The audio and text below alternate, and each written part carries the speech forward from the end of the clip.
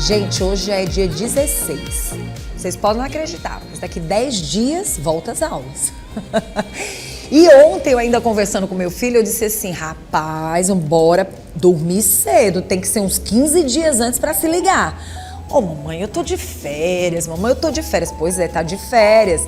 Mas esse tipo de férias e descanso que você tá pensando, calma aí, segura. A gente sabe que volta às aulas, a gente entende a importância do descanso, do brincar, e a gente sabe que isso ajuda também nos estudos. Mas que tipo de descanso? Que tipo de brincar, né? Hoje nós vamos entender um pouco mais sobre esse assunto com a nossa querida Késia, que está aqui, Késia Stephanie, que é psicóloga, e também com a Célia Souza, que é psicopedagoga. Eu estava com muita vontade de trazer essas mulheres para cá, para o nosso programa, porque afinal de contas, a gente tem que falar em descanso, tem que falar em brincar, mas a gente tem que pensar que a volta às aulas está chegando, né?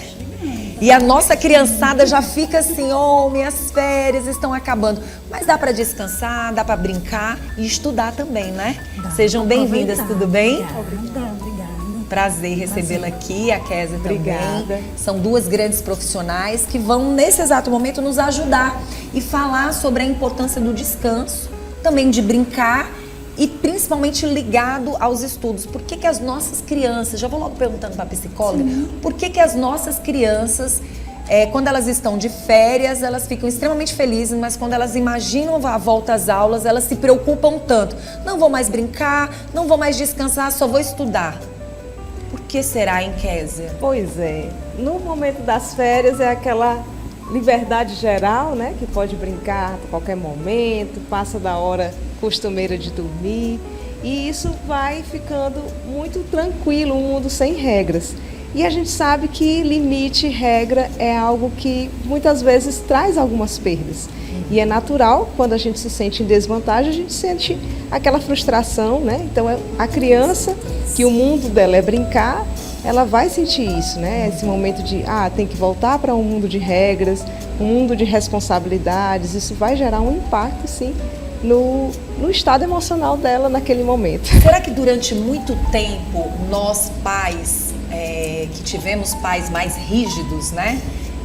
A gente queira facilitar de uma certa forma, mas também a gente acaba nos estudos criando regras assim mais impostas, mais com a preocupação mais nas notas, em tirar a melhor nota, e muitas vezes a gente cobra, exige, e de uma certa forma não passa aquela paz, aquela tranquilidade de que estudar não é tão ruim assim como as pessoas muitas vezes acabam ouvindo das nossas crianças, né? E aí a gente trouxe vocês duas justamente por isso, porque a gente quer falar que as férias vão acabar, você vai ter seu descanso, mas você vai poder brincar e vai estar muito bem para os estudos, né? Como psicopedagoga, como é que a gente pode ajudar os pais que já estão preocupados com a volta às aulas e a dificuldade que as crianças e até os adolescentes têm na hora de voltar?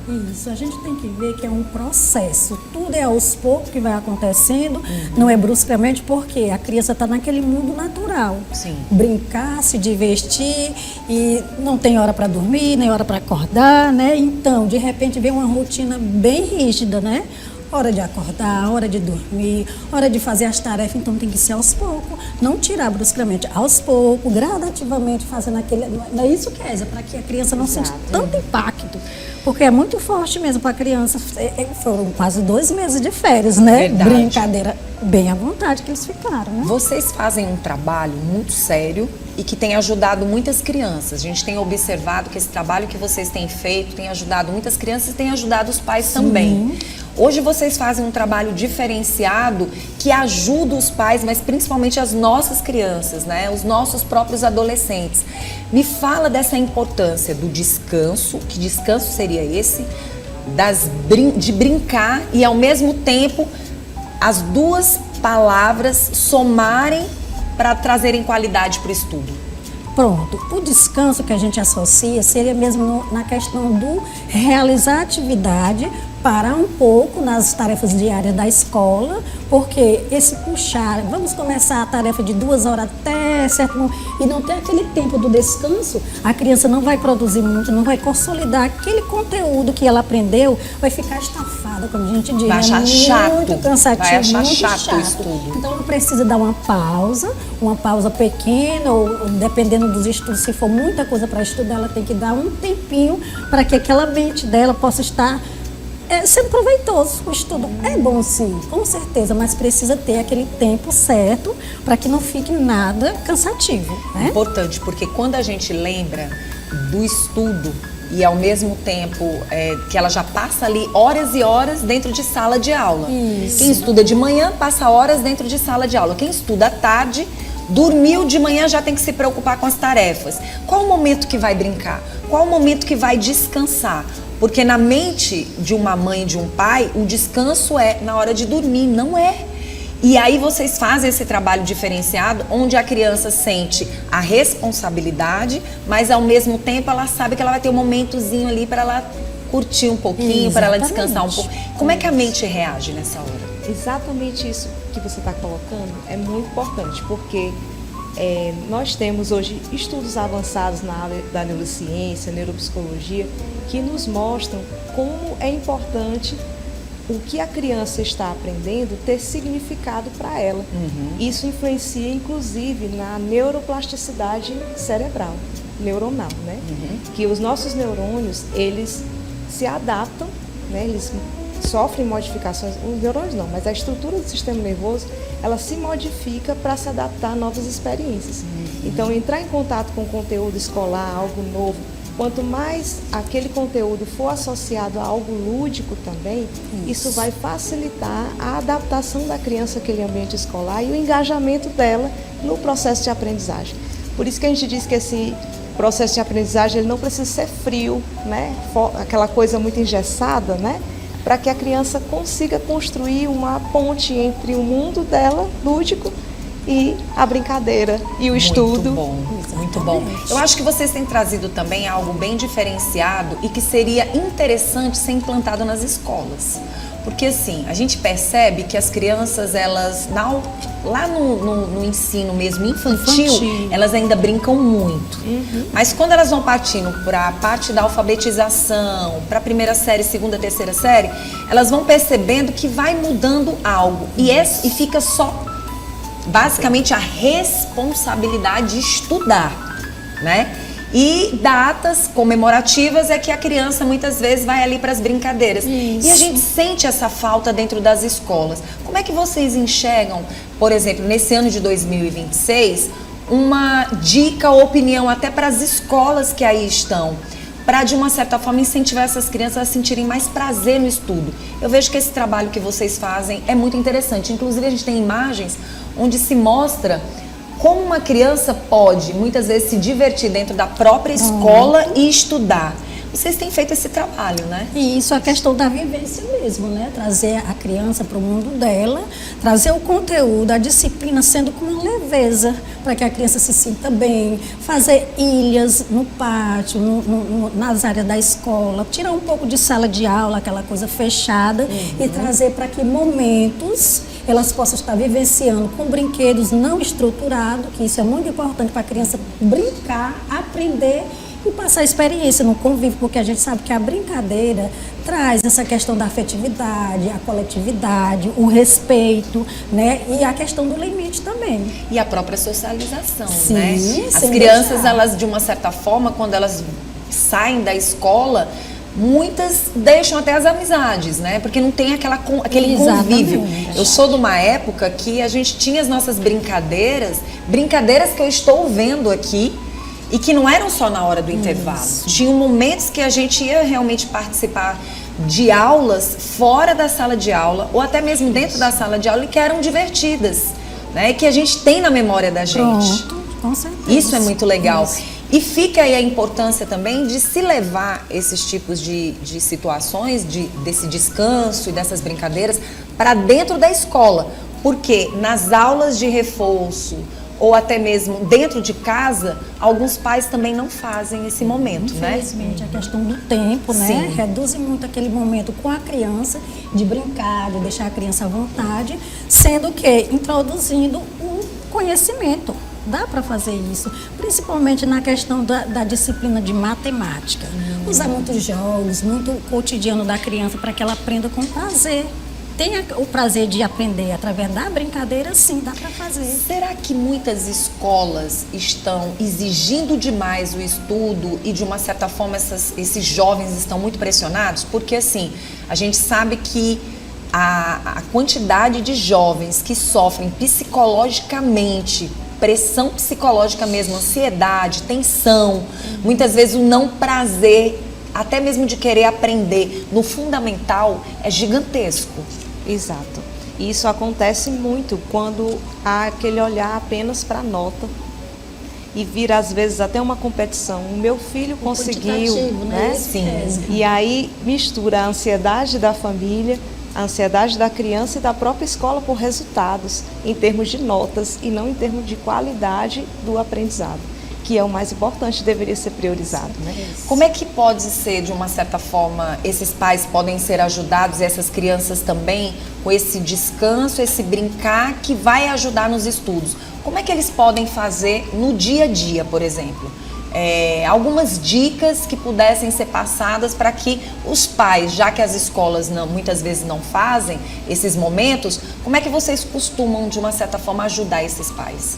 Sim, a gente faz um trabalho no nosso espaço de um acompanhamento continuado com a família. Além de trabalhar a criança em si, num todo, a gente passa para os pais a questão de como ele vai introduzir esse momento de estudar sem tanta responsabilidade, trazendo um momento de leveza. Inclusive, a gente faz um acompanhamento também praticamente individual. Olha que bom. A gente traz a criança para o nosso mundo, deixa elas bem à vontade no quesito de pegar um brinquedo, de desenvolver, e ali a gente fazer a intervenção de dar também o conteúdo, estudar e passar um conteúdo mais leve. É interessante, Exatamente porque isso. Quando a gente vê que as crianças estão brincando, geralmente elas não querem ir para o estudo. Isso. Mas aí tem que existir ali uma troca, uma negociação. Exatamente. Uma associação Uma também. associação seria a palavra certa. Entre o brincar e o estudar. Por exemplo, na amarelinha, quando a criança brinca da amarelinha, ali ela está aprendendo raciocínio lógico, matemático, questão de limite, equilíbrio, coordenação motora, e tudo isso pode ser associado a uma disciplina, por exemplo, de matemática, de física. Quando você está lendo instruções de um jogo para uma criança, aquilo também você está construindo com ela a questão da linguagem, a compreensão da gramática. Você pode utilizar o próprio momento do jogo para interrogar a criança. E aí, você entendeu o que o jogo está te pedindo? E aí já vem a questão da interpretação do texto. E você vai associando com o momento do estudo, né? Então dá para montar jogos, inclusive, com conteúdo escolar. É claro que legal. Alguns podem ser mais desafiadores, mas na infância é muito mais fácil a gente construir isso. E a gente vê as queixas, as maiores queixas realmente são essas matérias, né? Matérias Exatas. que pesam, né? Exatas. E a gente vê às vezes as dificuldades. A própria ciência dá para você brincar. Isso. A própria física dá para você brincar também, né? Às vezes encontra uma dificuldade ali, por exemplo, de memorização. Não dá para você brincar e ao mesmo tempo criar toda uma situação, né? A gente pode usar uns jogos, né, de associação, e também o quebra-cabeça, né, para fazer a concentração da criança. A gente começa com os jogos, inclusive, não é, Kézia? A gente faz muita terapia e o acompanhamento no chão com a criança, o adolescente. A gente senta, bota a almofada e fica bem à vontade para entrar no mundo dela e ela, né, ver que tem que estudar, tem que aprender do modo bem leve. É isso que a gente faz. Que maravilha. E aí a gente chama a atenção dos pais, né? Porque muitas vezes a brincadeira não acontece porque às vezes ou o pai ou o próprio cuidador não quer participar desse momento. Às vezes a criança quer demais, mas a pessoa não está ali para somar. O que elas mais trazem de informação quando elas estão com você? Quais são as maiores dificuldades e que elas encontram dificuldades na hora do estudo? Isso, elas revelam através da brincadeira as inseguranças, as dúvidas que elas têm, no momento elas passam para a gente, os medos também. E aquilo ali a gente já vai trabalhando. Por quê? Por que você não fez a pergunta na sala de aula sobre essa questão? Elas falam porque estavam com medo, estavam com vergonha de errar, de não ser compreendido. Então, com aquela brincadeira que a gente traz no momento, ela se sente leve. É uma terapia. Com certeza. E isso ajuda na questão da ansiedade. Às vezes a criança leva a tarefa para casa e não entende nada. E nem vai fazer. Exato. E muitas vezes ela também não vai dizer por que ela está com dificuldade. Isso acontece muito? Acontece, e às vezes nem ela mesma consegue discernir qual é a dificuldade. Às vezes a ansiedade é tão grande que ela não consegue perceber o que está atrapalhando, né, o processo dela de aprendizagem.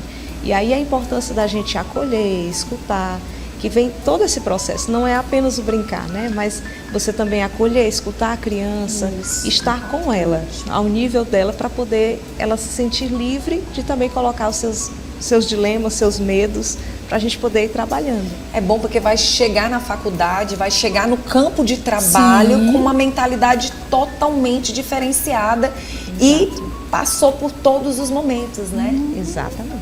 Estudou, brincou, descansou, brincou, mas também aprendeu. Isso, viveu. E viveu. Experiência. Tá vendo aí, Marcelo? Não atrapalha. Presta atenção. Etapa, né? Marcelo tem um José que está fazendo 5 meses. Ele pega todas as dicas aqui. Pronto. Agora, sim, eu quero muito que vocês levem esse trabalho de vocês para dentro das escolas particulares do nosso estado, principalmente da nossa capital. Então, assim, você que é diretor, você que é dono de colégio, convide estas profissionais, porque o trabalho delas é muito sério. Eu acho que mais do que a gente dar um livro para uma criança, mais do que a gente levar a tecnologia, a gente precisa levar as brincadeiras que muitas vezes faltam nas escolas. E esse descanso, esses momentos. Porque muita gente percebe que tem ali o recreio, tem o momento do recreio, muitas vezes só para vender numa cantina. E a nossa preocupação hoje é que os nossos filhos possam viver, mais do que se alimentar, e muitas vezes não é com tantas comidas que realmente traga essa nutrição toda, mas a gente quer que eles tenham qualidade também de estudo e de vivência e de qualidade psicológica. Eu acho que está faltando isso. Estou muito feliz com o trabalho de vocês. Obrigada. Quem quiser também entrar em contato com vocês, conhecer o trabalho de vocês, como é que faz? Vocês podem estar entrando em contato com o Espaço Lúdico Célia Souza. Nós temos o nosso contato, que é o 86 99 94 41 61 31. Temos também as redes sociais também. Psicopedagoga _ C _ S, que é Célia Souza. Muito bom. E a nossa psicóloga? Qual é o seu Instagram? É o Késia Stephanie Oliveira. E nós temos também o contato telefônico, né? O 999-557474. Bem facinho. Pronto. E se você não conseguiu anotar, fica tranquilo, fica tranquila que a Lorena pode passar para vocês, a nossa produção, tá bom?